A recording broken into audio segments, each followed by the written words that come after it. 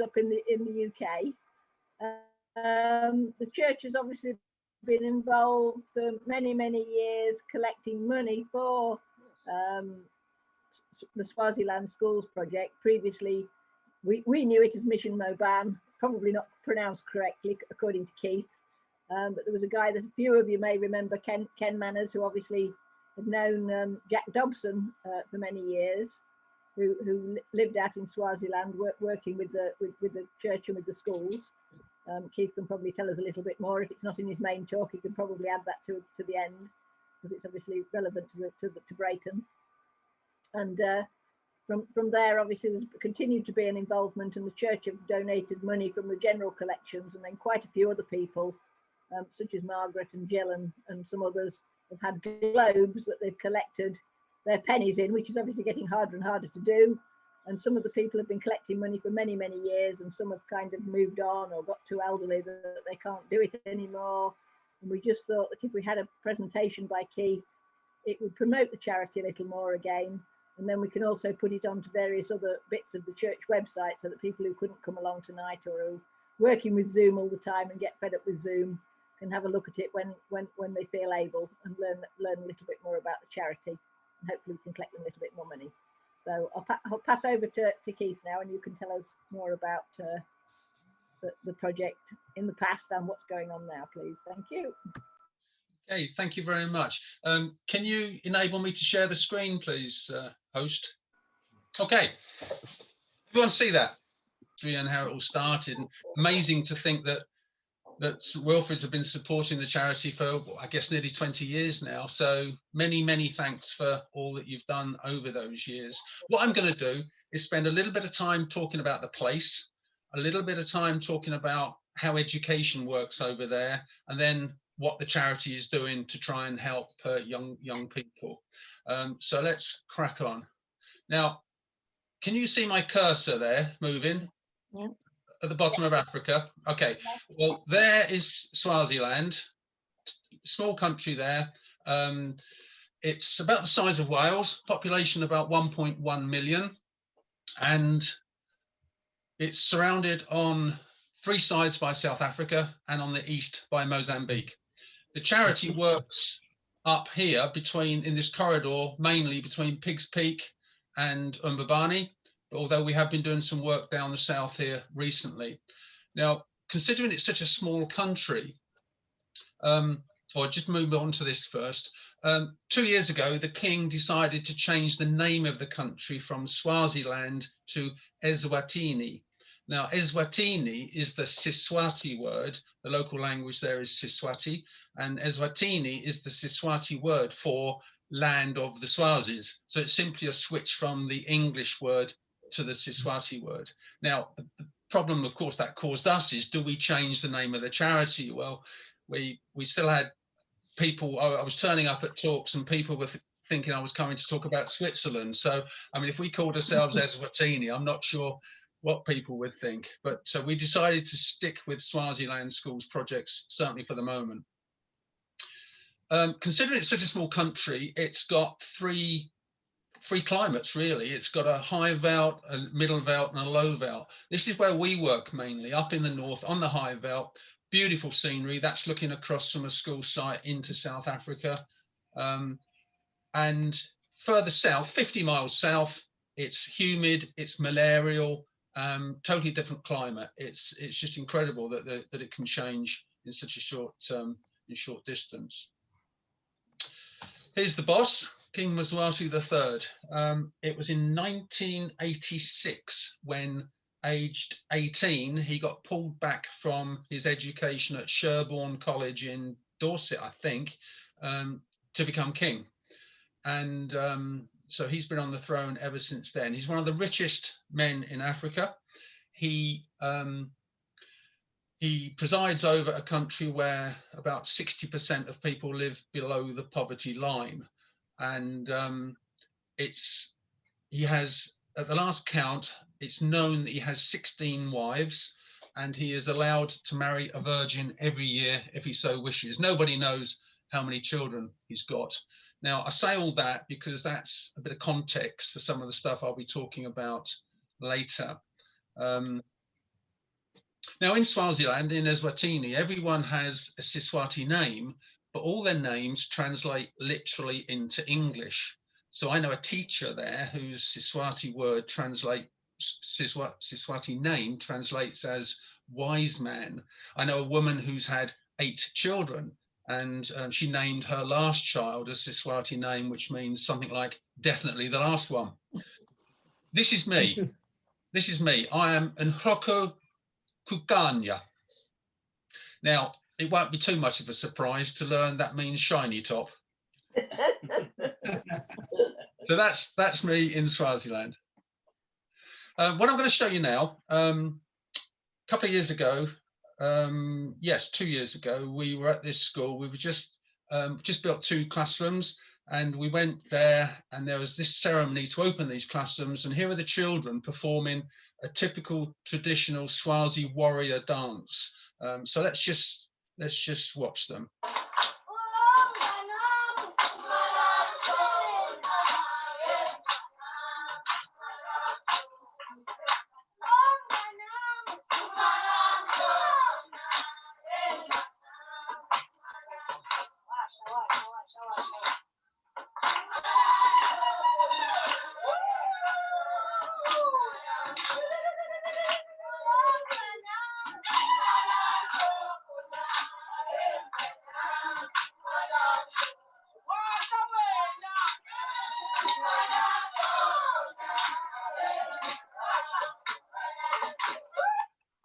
That was the teachers, some of the teachers there joining in at the end. And the newer classrooms you can see in the background there were the ones that that we just finished building.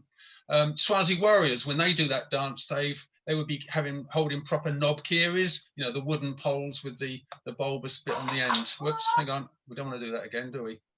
Okay, a typical homestead in Swaziland, outside of the sort of 2 main urban areas, with a kraal at the front for the animals and the rondavels. But more and more now, the rondavels have got tin roofs rather than the reeds. But a bit further out in the bush, you're just as likely to find this sort of house, where obviously no electricity, no gas, no running water, children probably collecting water from the river before they go to school, and so on. Now, one of the problems in the country is that they've got the highest HIV infection rate in the world, and have had for a number of years. It's currently running at something like 35% of women have got HIV, and about 20% of men. Now, that's of those who have been tested, of course, so there'll still be a lot of people who haven't been tested. It's meant that there's something like 45,000 orphans in the country, but at least about 90% of those who have been tested and have known to have got HIV, 90% of them now are on antiretroviral medicine, which is free now. It didn't used to be. So if they take one of these tablets every day of their lives, then it won't develop into full-blown AIDS. So one of the things which we're about, obviously, is getting children into school so they get an education and to learn about these things. And this song you're going to hear now has been taught to the children. It's about HIV, and it's phrases like, if we feel poorly, we must go to the clinic, and we must look after ourselves in certain ways, and so on. So let's just listen to the singing.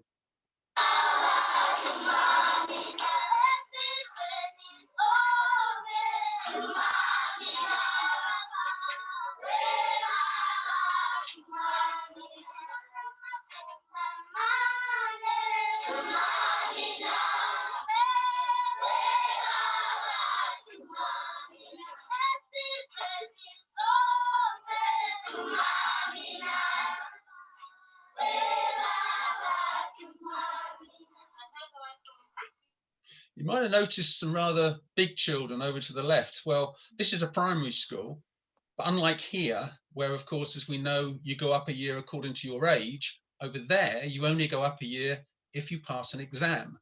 So you might find 16-year-olds sitting alongside a 6-year-old in a class. Indeed, last time I was there, I was in one school where there were some 19-year-olds in with 7 and 8-year-olds. So just imagine how difficult it is for a teacher to teach that sort of age range in a class. Life expectancy when I started going out there was 32. If you were born in the Swaziland, it's now about 57. So it's getting better, and that's obviously in part because of the tablets, the medication, but it's also, I hope, in part because of education, getting people educated about these things. This is a place which will forever live in the memory of my wife Liz and I. It's a town, it used to be called Havelock, and it was a mining town, and it mined blue asbestos. Now, we know those little huts on the hillside, that's where the workers lived. Now, when the bottom fell out of the market, as we all know about many years ago now, this town, which is out in the middle of nowhere, became empty. It was renamed Bulembu, which is the Siswati word for it. A few years ago, it was taken over by a Canadian charity. And now every one of those little houses on the hillside has got a Swazi woman and 6 orphans. This is a 3,000 orphan town now, and they're totally self-sufficient. They've got their own bakery, their own cattle, and so on. And I've spent a couple of days there with them, and it's just an amazing place to go to. Okay, a bit about education. A typical primary school curriculum. You'll see on the left, second from bottom, Siswati, the local language. All their lessons are in Siswati for the first 2 years, and then everything switches to English, which of course, as we know, is the language of commerce around the world. And of course, Swaziland used to belong to the UK up until 1966 or 64, I'm not sure. We sort of took it over the end of the last Boer War, when it sort of became part of the British protectorate, if you like. You'll also see on the curriculum cleaning, because one of the things the children have to do there every week is clean the school. And when I go into schools over here and suggest to the children they should be doing this, you can imagine what sort of responses I might get. That's now, I put this one up for the health and safety aficionados among you. This was me taking a photograph of children in a classroom, and they're looking out at me. Here we have something else that children have to do every day: go out and collect wood.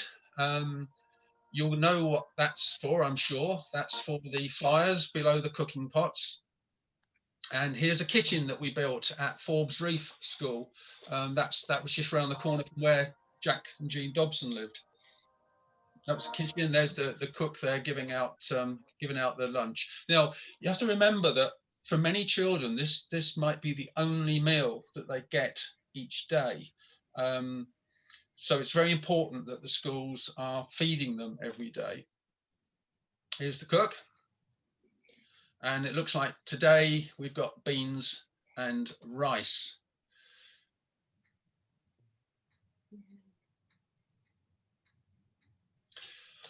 I like to show this picture, although it's dated 2008 at Nkaba School.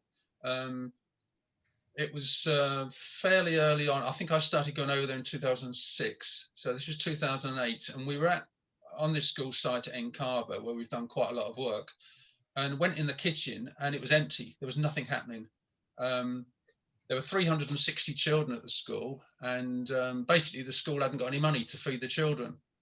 But if we just look at the menu for a moment, you'll see suggested amounts 1 to 2 cups. Mealie rice is ground maize. Samp is ground corn kernels.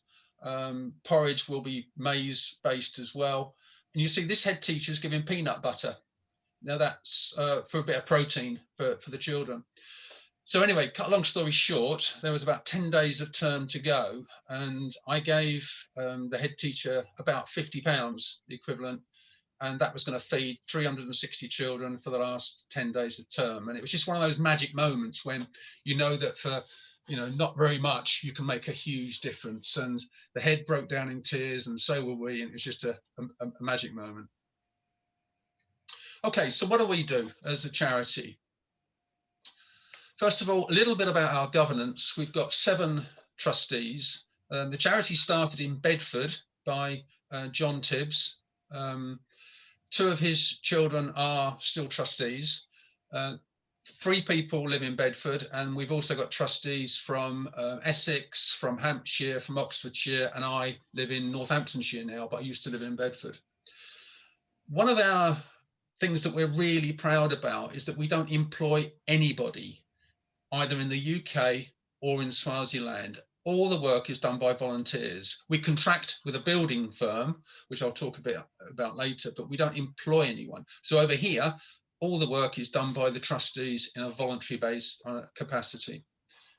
Also, nobody takes any expenses. So when we go, we all pay our own way. So it's so good to be able to say to people, you give me £1 and that whole pound gets spent on the work that we're doing.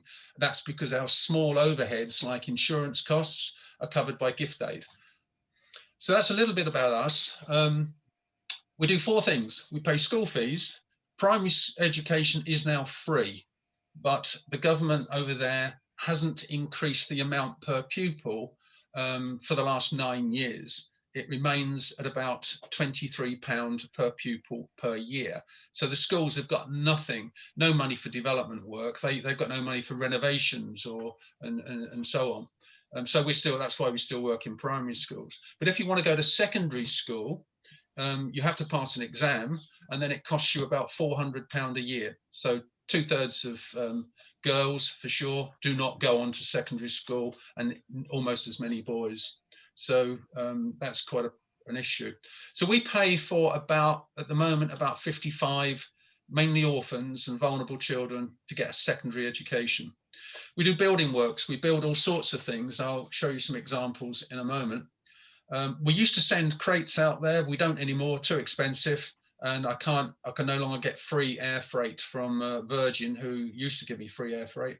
So we take money over there now when we go, and we buy resources locally. And then we do other projects like vocational education, training Swazi women to be teachers and so on. I'm going to talk now about 1 or 2 of our early projects, and then talk about what we're doing now. This was, I think, one of our first projects that Jack Dobson organised. These were the only toilets at Forbes Reef School shared by boys and girls and staff. Long drop toilets, no running water, no privacy, no dignity, and so on. So we did this. We built about 20 of these. Okay, they're still long drop toilets, but there's doors, there's privacy, and around the back there were sinks with running water and soap. And this is one of our early projects, and we learnt a lot from that. Another early project was at this school, where this is a primary school, but next door there was a high school, and neither school had got any water on the site. And what Jack Dobson did, he ran a pipe from a lake on the top of a mountain, which wasn't that far away, and put these tanks up on this brick thing here. And ever since, and that's at least 15 years old now, 16, probably 17, they've had running water, enough running water. And well, you'll be able to imagine what difference that makes. And that's still a problem. 3 years ago, when Liz, my wife, and I were in Swaziland, we were on a school site where they'd got no water. And while we were there, we got this done. And then about 3 weeks later, the water started coming through, which is one of my favourite pictures, the children trying to drink the water. We build teachers' houses. Why do we do that? Well, if you're a teacher in Eswatini, you are told where to go and teach. You are not, so you don't apply for a job, and then you are told where to go. And a lot of the places, of course, are just inaccessible. So children might walk for miles to get to school, get there and find the teacher's not been able to get there, so they go home again. So we started building teachers' houses, and forgive me, I'll just check the number. Yeah, we've currently built 20, and we've also renovated another 9 houses for teachers.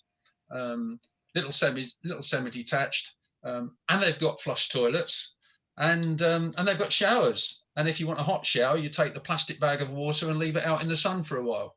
Then you can have a hot shower. But that makes a huge difference to a lot of teachers. One of my favourite schools, this, up on the mountainside here, Lahumanani. And where I take this picture is the closest I can get my vehicle. You have to walk the rest of the way. And this is approaching the school site. This is an even poorer area of the country, up in the mountains.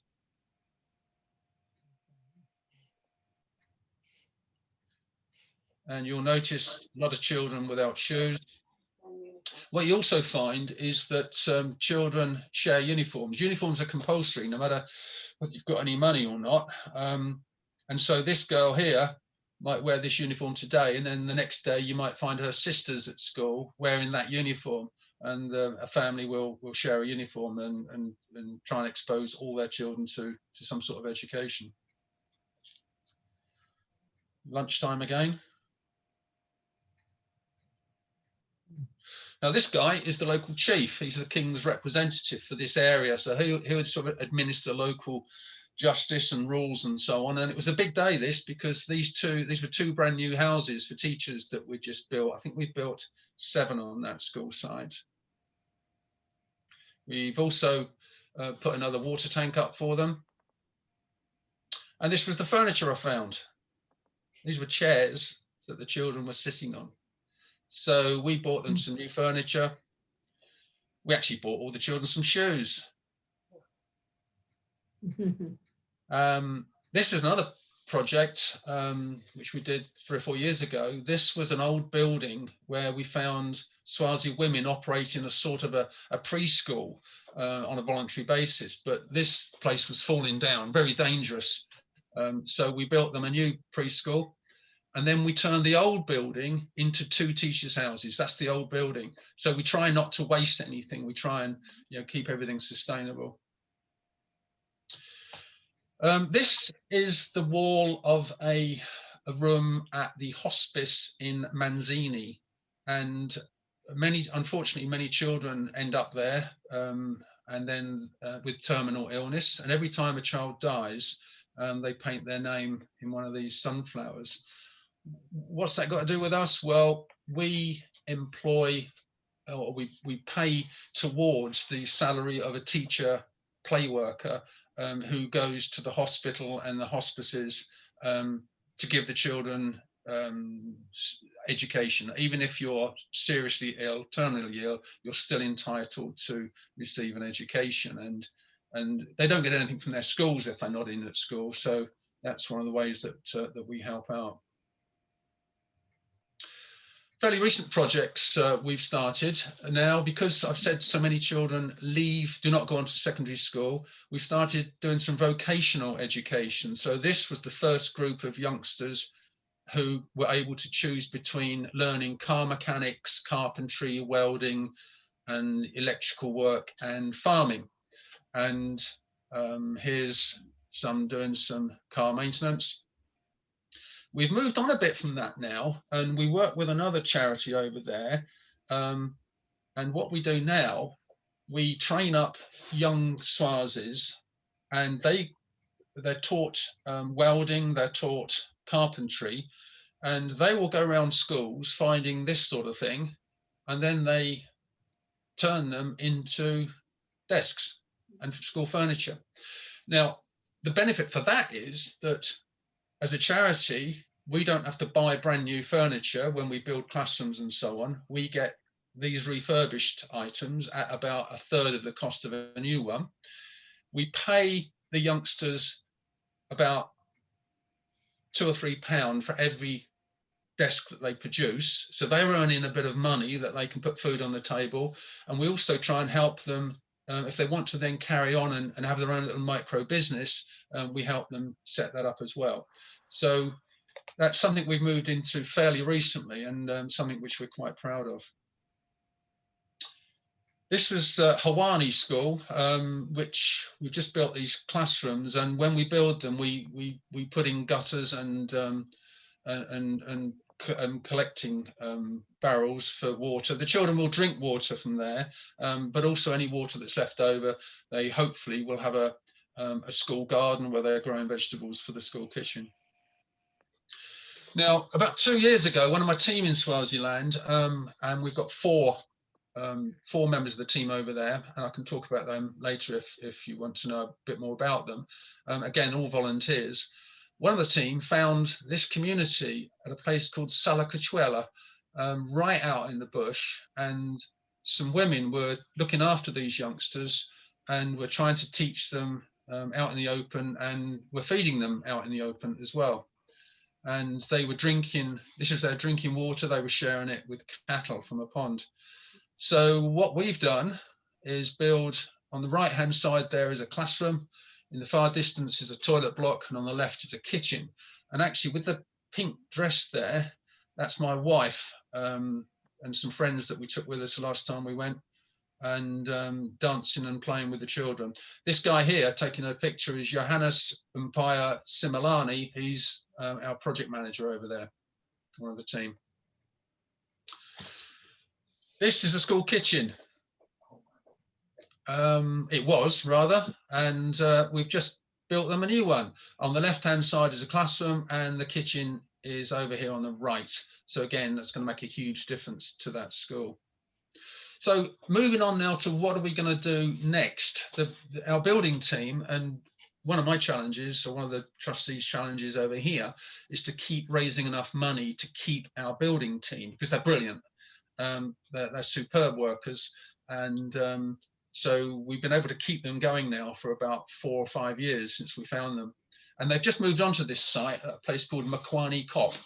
And that block of classrooms in the middle, that's the entrance to it. And you can see the state that they're in, and the roof is coming off. And when it rains, there's a big gap at the bottom of the wall, and the water comes flooding through the classroom as well. So we're going to rebuild these classrooms, and they've also got a kitchen, which is wholly inadequate. It can only cook for about 1/3 of the number of children there at a time. So we're going to build them a new kitchen as well. And then we're off to this place, Setegi, right out in the middle of the country. That is a school, it's a residential school for hearing impaired and deaf children, the only one in Swaziland. And the children are there for 51 weeks of the year, only go home perhaps for about a week at Christmas time. And we found this, one of our team found this, and what was absolutely very disturbing was this. This is one of the girls' dormitories at this place. Water's coming through the ceiling. You can see it's totally unsuitable for children, and we're going to turn this into something much, much better to aid their well-being and also to improve the learning.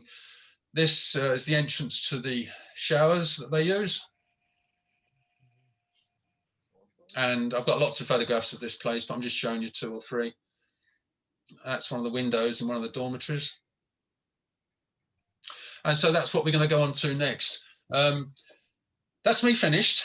Could have shown you loads more. Hopefully that's given you a good idea about what we do. We've got a website if you want to see any more pictures or find a little bit more out about us. We have a monthly emailed newsletter, which I know 1 or 2 of you get, but if anyone else wants to get it directly, if you let me know, I'll add you to the list. And all it remains is for me to say Niyabonga, which means thank you for listening, and Hambagakle, which means stay well and go well. Thank you.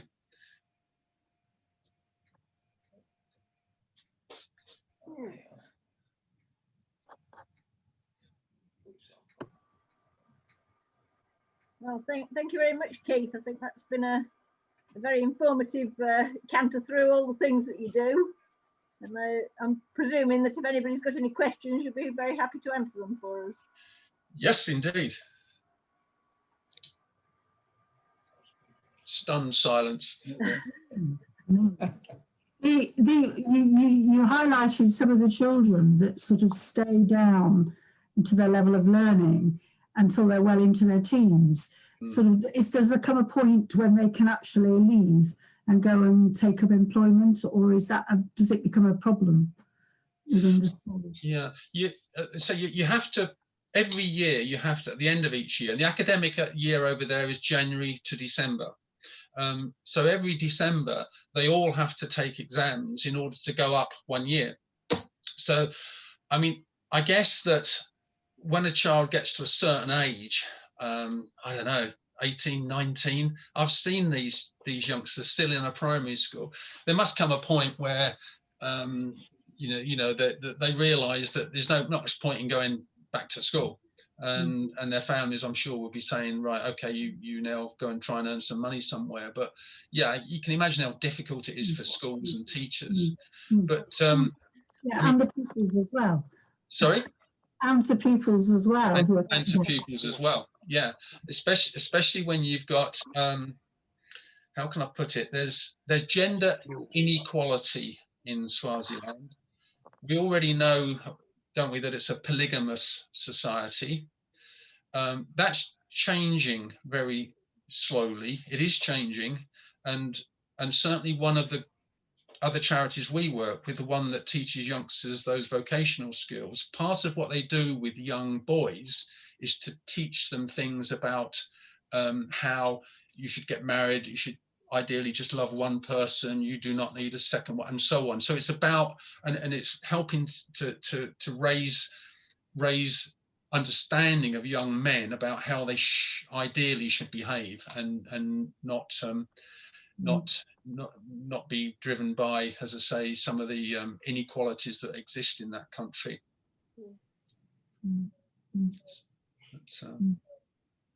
And you were, so once you're 12 that you have to start paying for your education? Once you go to secondary school, now you can be any age, because if you don't pass your entrance exam until you're 16, then you'll start secondary school at 16. But if you pass your exams all the way through, you would go to secondary school at the age of 12. Right. Yeah. Then you have to find some way of paying this £400 a year to.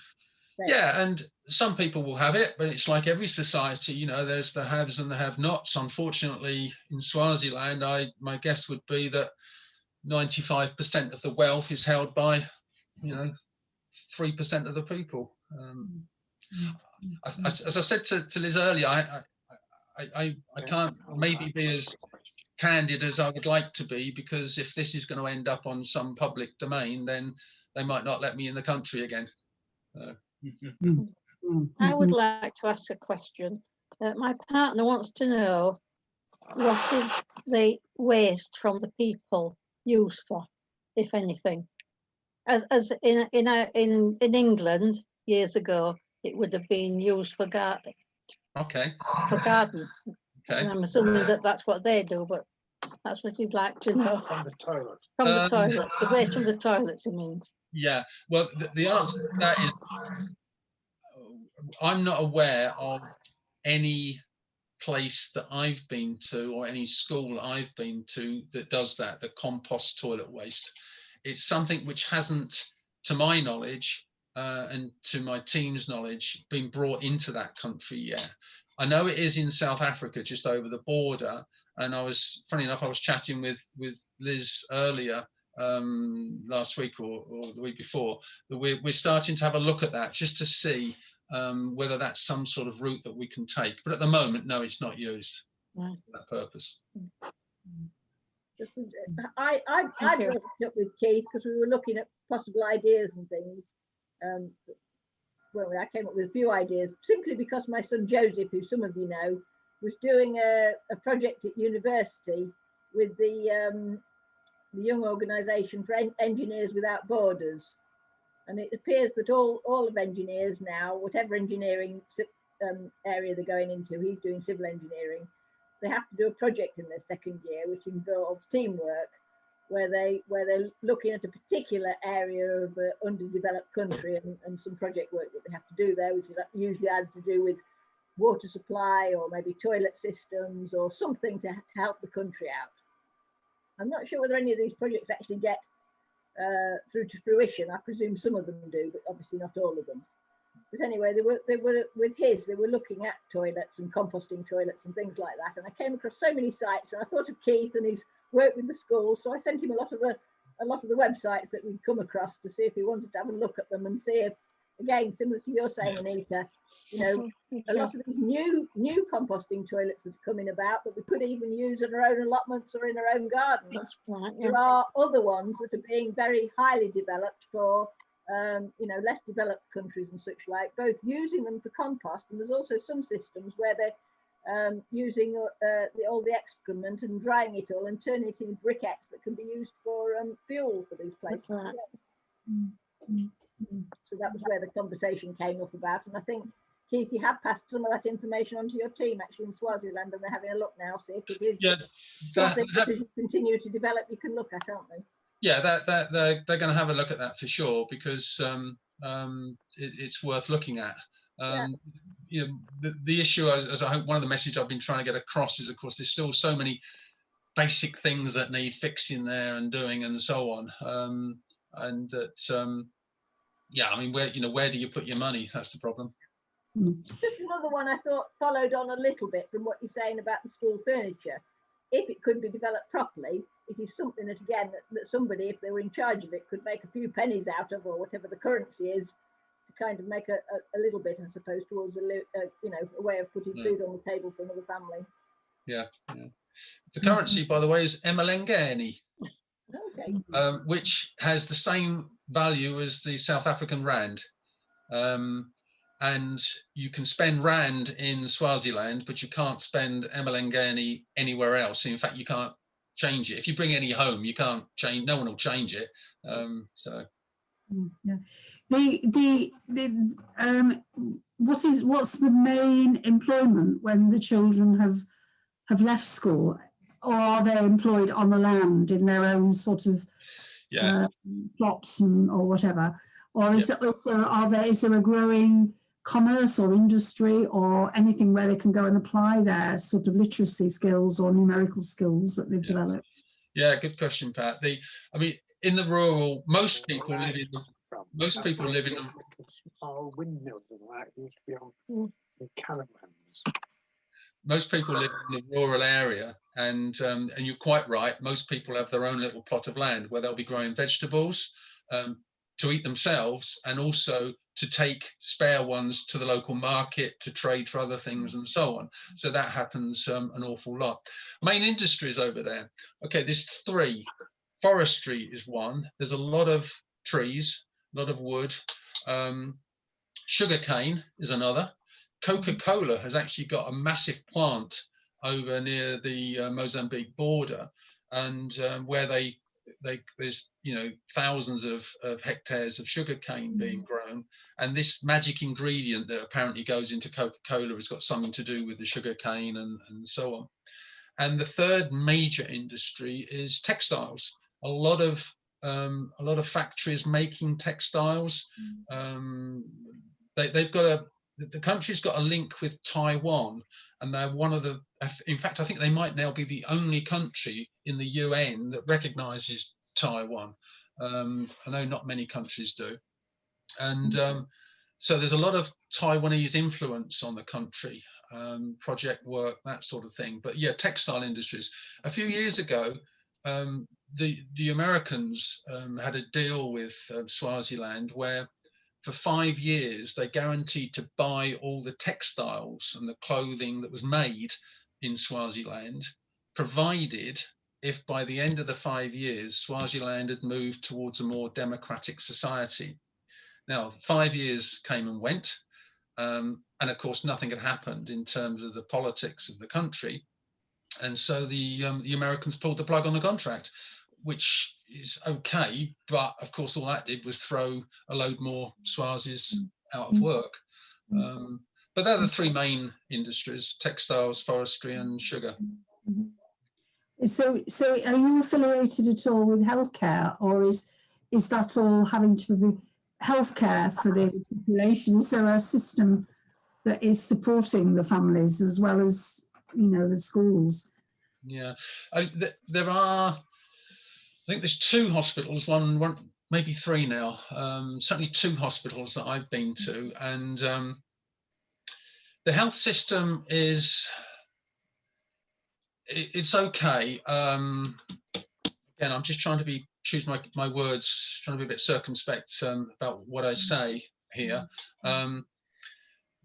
Most expats who are still there, or people who live there, who are say from Europe, they will almost certainly, if they become ill, go over the border to Pretoria, Joburg, Nelspruit, one of the South African cities. The healthcare system is not great. It's under a lot of pressure. Let's put it that way. I mean, with COVID, for example, over there, they've got nowhere near the numbers of infections and deaths that we've got. Of course, the number of deaths is about 700 now, in a population of just over 1 million. But they're the ones that have been recorded, the ones that are in the public domain. It's like HIV. You only know, with HIV, you only know how many people have got HIV when those people have been tested. So what the actual numbers are, who knows? The big problem in Swaziland with COVID is, of course, that when they were on their version of lockdown, there was not the infrastructure support for businesses, for people, for benefits and so on that we've got here. So loads of people were just thrown out of work and were going hungry. So my team have actually set up a food bank based on the Mbabane Chapel, Baptist Chapel, where 2 of them go. And we've collected quite a bit of money for them to buy food and distribute. Sounds amazing. Yeah. Have all the schools been closed then all the time? Schools have been closed since last March. Right. No children have been in schools for nearly a year. They're due to go back a week on Monday. Due to go back.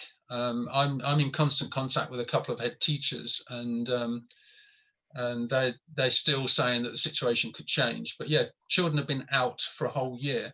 And so when I asked the question, well, when they go back, what year are they going into? Are they going back into the same year that they were in when schools closed? And don't forget, the academic year is January to December. So they'd had, say, 2 or 3 months in a year and then nothing since. And I'm told they're going up a year when they go back. So I'm not sure how that's going to be managed. And of course, there's been very little, if any, homeschooling because they just don't have the resources to do that.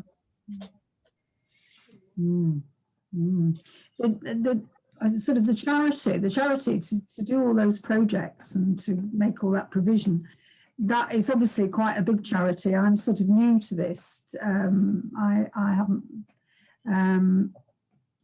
I've heard about the charity before, but I haven't known much about it. So is most of the trustees, you said they're all in England, so it's supported mostly by people from the UK? Oh yes, yeah. We do have support. We send out our monthly newsletter to just under 600 people at the moment, mostly UK, but also in other parts of the world. We're not actually a big charity. Our income is somewhere each year between 30 and 50k, but that goes a long way, especially when you're not having to employ people to administer it.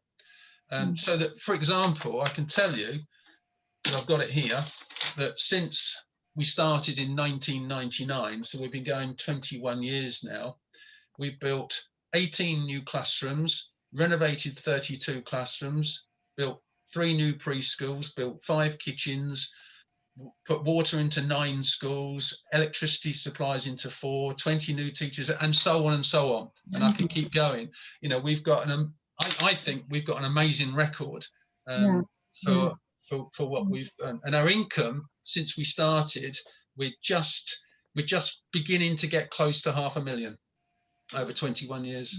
Yeah, that's an incredible sort of achievement for what to us seems a relatively small amount of money, but as you said, it's all voluntary, and you're using local people and local materials and recycling, then you obviously can achieve a lot more, can't you? With absolutely right. Absolutely right. Yeah. The volunteers that are over there, then are they kind of retired people, or people with a little bit of money, or are they people who are working and just very dedicated to helping others? Or a mixture, Liz, a mixture. Okay, we've got 4 main team members over there. our money man over there, and the sort of guy who leads the team, is a Dutchman called Ton Rint. Now, he's Dutch, but he's been living in Swaziland for 50 years. So he considers himself to be a Swazi. He's retired. Our project manager is a Swazi man, Mpaya Johannes Simelani. He used to work in a bank in Manzini. He's retired, and he manages the building team, and he manages the relationships with the local chief and the school and so on, because he knows how the cultural issues and how the societies work and so on, because it's a very complex way of operating over there. A third member of the team is a Swazi woman, Nomsebo Madlozi, and she works for the Umbaban Chapel as an administrator. And in her spare time, she works for us on a voluntary basis. She manages projects like the vocational projects, and she's managing the project at the School for the Deaf in Sitegi. And our fourth team member is a Portuguese Swazi called Raquel da Silva, who runs the Rocking Horse charity, which is the charity that looks after the non-medical needs of terminally ill and seriously ill children. And for example, if people have got no money and they can't get the children to get into hospital for a checkup, they'll go and pick them up and take them there. If people can't afford the medicine, they'll buy the medicine for them and so on. And we work with them because they employ the teacher play worker that we fund. And so Raquel is our fourth team member, and she does a lot of the procurement stuff for us over there. So they're the four main members of the team. Yeah, and they're just marvelous. So when I go over there, which I'll try and get over there every year, but obviously I haven't got there. Last time I was there was February, goodness me, February 20. Yeah, I got back here just in time before we went into the COVID crisis. One of my main jobs when I go over there is to just keep the team going, make sure everyone's happy with what they're doing and so on, as well as scoping out new projects and visiting the projects that we're in the middle of doing now. I've got lots of good friends over there now. It's our second home. In fact, there was a time when we were thinking of living over there from November through till March, the winter months over here. But then grandchildren came along, so that was scuppered. So. Oh, amazing group of people. Thanks, Pat. Yeah, I think they are. They're tremendous. Yeah. Anybody else got any more questions? Okay, well, I think it's probably time to thank Keith very much for giving his time to come and tell us a little bit more about the Swaziland School projects. And I think we've all found it very interesting and informative. So thank you very much, Keith. And as he said, if you want to sign up for the newsletters, because there is more information on the newsletters than there is on the website, it comes out once a month. It's just a brief sheet of pictures and little bits of information about what the current projects are. It's quite interesting read. Okay, thank you very much, Keith. Thanks, Liz. And actually, the latest newsletter came out today. I don't know whether you've seen it yet. It's out today. Sorry, I haven't had time to look at it yet. Okay. Yeah, and finally, then, can I just say, wonderful to meet you all. Some great questions as well. So thank you very much. But most importantly, on behalf of all the trustees, many thanks for the support that we've had from St Wilfrid's over all these years now. It's tremendous. It really is. So, and hopefully one day I can come up or my wife and I can come up and we can perhaps see you in person and chat about things over coffee or something. Yeah, that would be nice. Lovely to meet you all anyway. Right, thank you. Okay. Thank you. Bye-bye then. Bye. Bye. Stop.